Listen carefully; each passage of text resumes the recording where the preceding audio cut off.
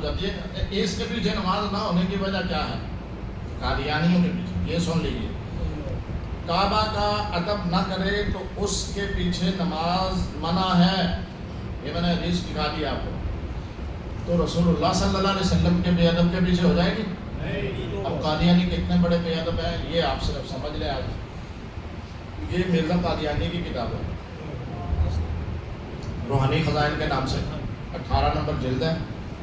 اس کے اندر ایک رسالہ ہے، اس کا نام ہے ایک غلطی کا ازالہ.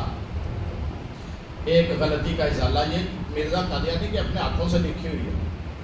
اس حصے میں اس نے تقریباً، اب میں اس کا صرف خلاصہ آپ کو دے رہا ہوں، تقریباً اس حصے میں اس نے 8 مرتبہ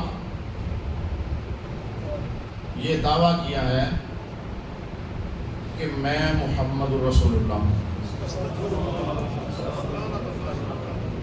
یہ دعویٰ کیا ہے کہ میں محمد رسول اللہ ہوں. وہ جو مکے اور مدینے والے محمد ہے نا، میں ان کا نیا ظہور ہوں.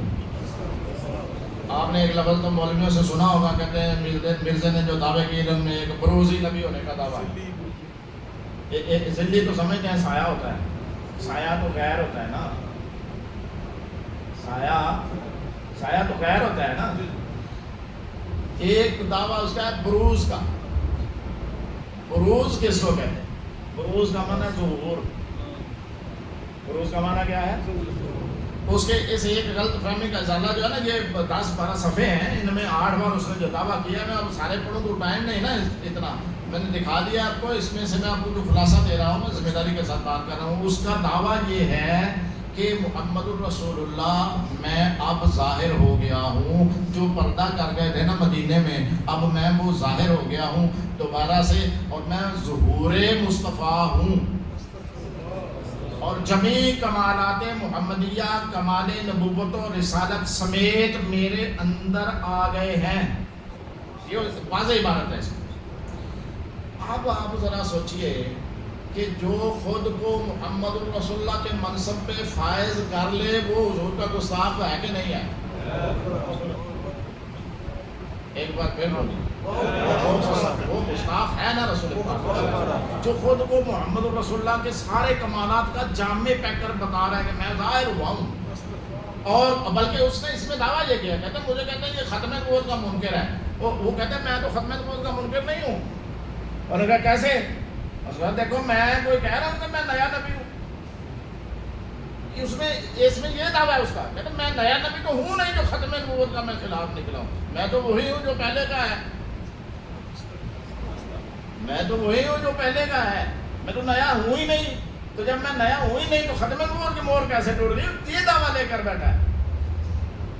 اب آپ اگر غور کریں، صحیح بخاری میں اس کی بے شمار روایتیں ہیں، 5-6 حدیثیں تو ایک یکے بعد دیگرے موجود ہیں. میں یہاں پہلے بھی سنا چکا ہوں، لیکن بعض اب آپ نئے بھی ہوتے ہیں چلو آئے ہوئے ہاتھ درس میں، ان کے لیے بھی. یہ صحیح بخاری شریف کے نا صفحہ نمبر 315 پر حدیث نمبر 1961، 1962 اور 1963، 1964. یہ کتنی ہوئی؟ 1 2 3 4 5 یا 5 نسبت لے لو. 5 حدیثیں صحیح بخاری میں یکے بعد دکھ رہے ہیں، جن میں یہ مضمون ہے رسول پاک علیہ السلام نے صحابہ سے پوچھا تھا ایکم مثلی، تم میں میری مثل کوئی ہے؟ حالانکہ مثل بھی اور ہوتا ہے. مثل اصل نہیں ہوتا، مثل غیر ہوتا ہے، دوسرا ہوتا ہے، صرف خوبیاں اس جیسی ہوتی ہیں. اور مرزے کا دعویٰ یہ نہیں ہے کہ میں مثل محمد، وہ کہتا ہے میں اصل محمد ہوں.